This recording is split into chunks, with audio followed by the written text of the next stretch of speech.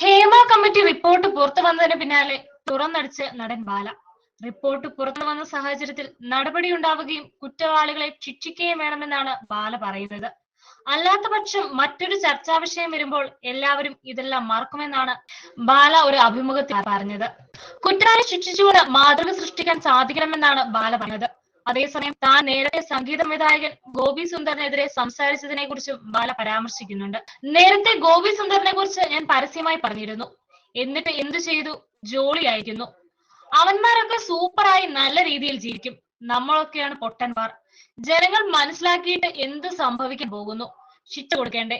ഒരു മാതൃക സൃഷ്ടിക്കണ്ടേ? ഇന്ന് നിങ്ങൾ വന്ന് ഇന്റർവ്യൂ എടുത്തു. നാളെ മുല്ലപ്പെരിയാർ വിഷയം വരുമ്പോൾ നിങ്ങളൊക്കെ അങ്ങോട്ട് പോകും. ഇത് മറക്കും. ഇതിനു മുമ്പ് വയനാടായിരുന്നു. അതിനു മുമ്പ് ലോറി വിഷയമായിരുന്നു. നിയമം നല്ലവനൊപ്പമല്ല, കെട്ടവന് രക്ഷപ്പെടാൻ ഒരു വഴിയാകുന്നു. ഇത് മാറണമെന്നാണ് ബാല പറയുന്നത്. പിന്നാലെ തന്റെ വ്യക്തി ജീവിതത്തിലെ പ്രതിസന്ധികളെ കുറിച്ചും ബാല സംസാരിക്കുന്നുണ്ട്. മകളെ ഓർത്ത് ഞാൻ ദിവസവും കരഞ്ഞിരുന്നു. ഒരു ദിവസം എന്റെ മകളെ കിട്ടുമെന്ന പ്രതീക്ഷയിലായിരുന്നു ഞാൻ. എന്റെ ജീവനാണ് എന്റെ മകൾ. ഞാനൊരു വട്ടനെ പോലെ, ഭ്രാന്തനെ പോലെ 6 കൊല്ലം എല്ലാ നിയമത്തെയും വെച്ച് വഴക്കിട്ടതാണെന്നാണ് ബാല പറയുന്നത്. അവസാനം ഇതാണ് നിയമമെന്ന് ആദ്യത്തെ ദിവസം തന്നെ വിധിച്ചതാണ്. നിയമം അങ്ങനെയാണ്. അച്ഛന് കിട്ടത്തില്ല. അതൊക്കെ സ്വന്തം ജീവിതത്തിൽ അനുഭവിച്ചാലേ അറിയൂ. ഞാൻ ഇവിടെ ഇരുന്ന് പറഞ്ഞാൽ മനസ്സിലാകില്ലെന്നും ബാല പറയുന്നു. എന്റെ ജീവിതത്തിലെ 7-8 കൊല്ലം നഷ്ടപ്പെട്ടുവെന്നാണ് ബാല പറയുന്നത്.